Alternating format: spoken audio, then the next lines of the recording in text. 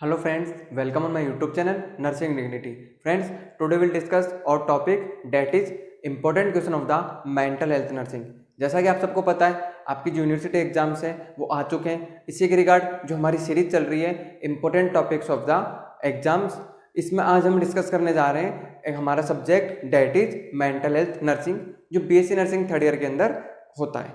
जैसे कि आपको पता है जो मेंटल हेल्थ नर्सिंग है साइकेट्रिक जिसे आप बोलते हैं, वो एक इम्पोर्टेंट सब्जेक्ट है और दोनों थ्योरेटिकल और प्रैक्टिकल सब्जेक्ट है। इसकी जो थ्योरी है वो थोड़ी लेंथी है, तो इसी के रिगार्ड हमने कुछ ऐसे सेलेक्टिव क्वेश्चन को सिलेक्ट किया है जो हर बार एग्जाम में रिपीट होते हैं या उनके इस बार आने के चांसेस ज़्यादा हैं। तो हम बात करते हैं हमारे first question that is define mental health current trends in the psychiatric and principles of the psychiatric. Define करनी है आपको मेंटल हेल्थ, ये डेफिनेशन पूछेगा आपसे 1 या 2 नंबर के अंदर। And current trends in the psychiatric, जो साइकेट्रिक है उसमें कौन कौन से मॉडर्न चेंज आए, कौन कौन से हिस्टोरिकल डेवलपमेंट थे, अब कौन कौन से करंट ट्रेंड्स चल रहे हैं उनके बारे में पूछता है। Next one is principles of the mental health nursing, जो मेंटल हेल्थ नर्सिंग है इसके कौन कौन से प्रिंसिपल्स हैं इनके बारे में आपसे पूछता है। तो ये था हमारा फर्स्ट क्वेश्चन। सेकेंड जो क्वेश्चन है डिफाइन थेराप्यूटिक कम्युनिकेशन, जो थेराप्यूटिक कम्युनिकेशन है जो नर्स पेशेंट के बीच में जो कम्युनिकेशन होता है उसके बारे में बताना है। एक्सप्लेन द वेरियस टेक्निक्स, कौन कौन सी ऐसी टेक्निक्स हैं जो इस कम्युनिकेशन के अंदर यूज में ली जाती है। और phases of the nurse patient relationship, जो नर्स पेशेंट रिलेशनशिप होती है, जो इनके अंदर इंटरपर्सनल रिलेशन होता है, इसकी कौन कौन सी स्टेज है, कौन कौन सी फेज है, इसके बारे में बताना है। स्टूडेंट्स की आदत होती है जो स्टार्टिंग की जो first second third fourth unit है साइकेट्री की, उनको वो स्किप कर देते हैं, उनको पढ़ते नहीं है, जबकि इन यूनिट के अंदर से भी क्वेश्चन आते हैं और 1 या 2 क्वेश्चन तो डेफिनेटली यूनिट के अंदर से पूछे जाते हैं। तो डियर आपको इनमें से किसी भी क्वेश्चन को स्किप नहीं करा है जो मैं आपको बता रहा हूँ। नेक्स्ट इज वेरी इंपॉर्टेंट है most repeated question, define schizophrenia. Schizophrenia के बारे में बताना है, मोस्ट हर एग्जाम के अंदर ये क्वेश्चन पूछा जाता है। और इट्स टाइप, कौन कौन से टाइप का होता है, etiology and management of the schizophrenia. ये था स्किजोफ्रेनिया के बारे में। Next one is define OCD obsessive compulsive disorder या डिफाइन ऑर्गेनिक ब्रेन डिसऑर्डर। जो 3 डिजीज कंडीशन बताई है मैंने, schizophrenia, OCD and organic brain disorder, इन तीनों के अंदर से आपको हर एग्जाम के अंदर 2 क्वेश्चन देखने को मिलते हैं। तो डियर आपको इनको अच्छे से प्रिपेयर करना है, इनकी अच्छे से प्रिपरेशन करके रखनी है। और इनमें भी जो मोस्ट इंपॉर्टेंट है वो स्किजोफ्रेनिया, इसे तो आपको बिल्कुल भी स्किप नहीं करना है, ये हर एग्जाम के अंदर आपसे पूछा जाता है। और जो सेकंड मोस्ट इंपॉर्टेंट है वो होता है ऑर्गेनिक ब्रेन डिसऑर्डर। जो ऑर्गेनिक ब्रेन डिसऑर्डर इसमें जो डिमेंशिया डेलिरियम है, यदि ये बड़े क्वेश्चन में नहीं आता है तो शॉर्ट नोट्स में 8 नंबर के क्वेश्चन में डेफिनेटली आपसे पूछा जाता है डेलिरियम और डिमेंशिया के बारे में।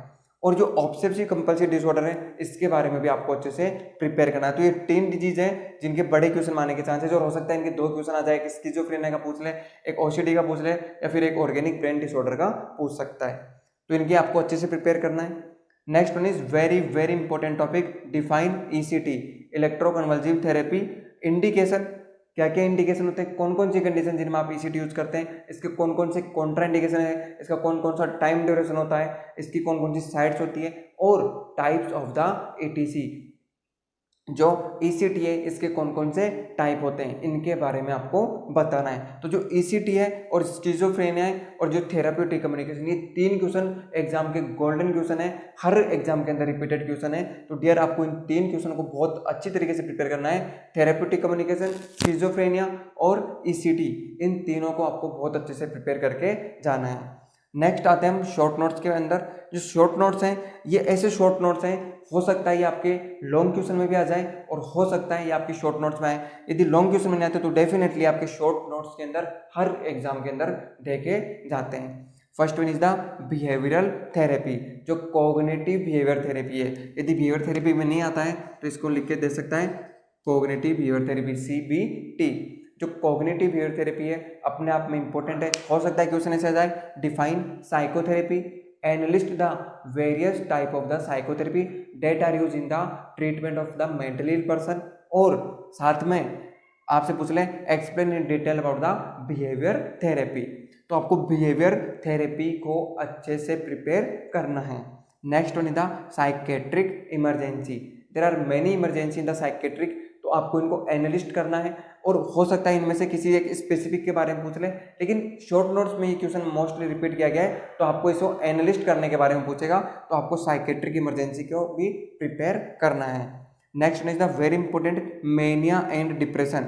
जो डिप्रेशन का क्वेश्चन है हर एग्जाम के अंदर आता है, और जो मेनिया है ये भी हर एग्जाम में आता है। यदि शॉर्ट नोट्स में नहीं आते हैं तो हो सकता है इसका लॉन्ग क्वेश्चन आ जाए, तो आपको डियर मेनिया और डिप्रेशन को भी अच्छे से प्रिपेयर करना है। Next one is the very important most repeated question, that is anorexia nervosa. Anorexia nervosa is an eating disorder, और हर एग्जाम के अंदर आपसे पूछा जाता है एनीमिया नर्वोसा, और यदि इसके साथ में पूछता है तो आपसे पूछ सकता है बुलिमिया नर्वोसा। तो एनीमिया नर्वोसा और बुलिमिया नर्वोसा इन दोनों के बारे में भी पूछ सकता है, तो आपको अच्छे से प्रिपेयर करना है। Next one is the crisis intervention. जो ग्रीफ क्राइसिस होता है, तो क्राइसिस इंटरवेंशन के अंदर आपको क्राइसिस इंटरवेंशन के बारे में पूछ सकता है कि कौन कौन सी इंटरवेंशन यूज लिए जाते हैं क्राइसिस को मैनेजमेंट करने में।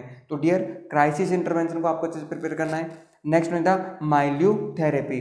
जो माइल्यूथेरेपी है इसके बारे में आपको अच्छे से प्रिपेयर करना है। माइल्यूथेरेपी ऑल्टरनेटिव ईयर एग्जाम में आती है, लेकिन आपको इसको पढ़ के जाना है। Anti psychotic drug, very very important. Anti psychotic drug का हो सकता है 8 नंबर में क्वेश्चन आए, हो सकता है 4 नंबर में क्वेश्चन आए, और बहुत रेयर चांसेस है, लेकिन कई बार इसका बड़ा क्वेश्चन भी आ जाता है एंटी साइकोटिक ड्रग। और एंटी साइकोटिक ड्रग के अंदर भी जो लिथियम है उसके बारे में पूछ सकता है, और जो इसके साथ में यदि एंटी साइकोटिक थेरेपी नहीं पूछता तो क्वेश्चन का पैटर्न चेंज करके पूछ सकता है आपसे ईपीएस, एक्स्ट्रा पायरामिडल सिम्टम कौन कौन से आते हैं लिथियम के कारण, उसके बारे में आपसे पूछ सकता है। तो मैंने एंटी साइकोटिक ड्रग के अंदर आपको 3 क्वेश्चन बताएं, या तो आपसे एंटी साइकोटिक ड्रग पूछेगा तो आपको different type of the anti psychotic drug को एनालिस्ट करना है, यदि शॉर्ट नोट्स में पूछ रहा है। यदि बड़े क्वेश्चन में पूछता है तो आपको उनको एक्सप्लेन करना है, और जो लिथियम है उसके बारे में पूछ सकता है, या फिर आपसे पूछ सकता है जो एक्स्ट्रा पायरामिडल सिम्टम्स होते हैं उनके बारे में आपसे पूछ सकता है। Next one is the right of the mentally ill patient. जो मेंटली इल पेशेंट है इसके कौन कौन से राइट्स होते हैं इनके बारे में आपसे पूछ सकता है। तो जो मेंटली इल पेशेंट इसके राइट्स है इनके बारे में आपको अच्छे से प्रिपेयर करना है। Next one is the mental health act. जो मेंटल हेल्थ एक्ट पास हुआ था इसके अंदर कौन कौन सी कंडीशन थी, इसकी क्या क्या रिकमेंडेशन थी, इन्हें आपको अच्छे से प्रिपेयर करना है। तो जो मेंटल हेल्थ एक्ट है ये भी इंपॉर्टेंट है। Next one is the PTSD, very important, her exam के अंदर पूछा जाता है PTSD, post traumatic stress disorder. जो पोस्ट ट्रॉमेटिक स्ट्रेस डिसऑर्डर है हर एग्जाम का फेवरेट क्वेश्चन है और हर बार आपसे पूछा जाता है। तो ये मैंने आपको शॉर्ट नोट्स बताएं, टोटल 10 शॉर्ट नोट्स हैं, और ये 4 क्वेश्चन है। 4 में जो थेराप्यूटिक कम्युनिकेशन है, schizophrenia very very very important है, और साथ में ईसीटी यदि बड़े क्वेश्चन में नहीं आता है, लॉन्ग क्वेश्चन में नहीं आता है, तो डेफिनेटली 8 नंबर के क्वेश्चन में तो आपको देखने को मिलेगा ही मिलेगा। तो ईसीटी, स्किज़ोफ्रेनिया और जो थेराप्यूटिक कम्युनिकेशन है इसकी जो टेक्निक्स होती है इसके, और यदि टेक्निक्स नहीं पूछता तो बैरियर्स ऑफ थेराप्यूटिक कम्युनिकेशन पूछ सकता है, या नर्स पेशेंट रिलेशनशिप पूछ सकता है। तो ये आपको सारे टॉपिक जितने भी बताएं इनमें से आपको कुछ भी स्किप नहीं करना है। डेफिनेटली आपके अच्छे नंबर आएंगे, अच्छे नंबर ही नहीं आपके अच्छे से अच्छे नंबर आएंगे, इवन आप टॉप भी कर सकते हैं यदि आप इनके अच्छे प्रिपेयर करते हैं। तो ये तो आज का हमारा वीडियो जो था इंपॉर्टेंट टॉपिक होता मेंटल हेल्थ नर्सिंग। यदि वीडियो अच्छा लगा तो वीडियो को लाइक कीजिएगा, हमसे जुड़े रहने के लिए चैनल को सब्सक्राइब कीजिएगा, और इस वीडियो को अपने फ्रेंड के साथ शेयर कीजिएगा। Thank you.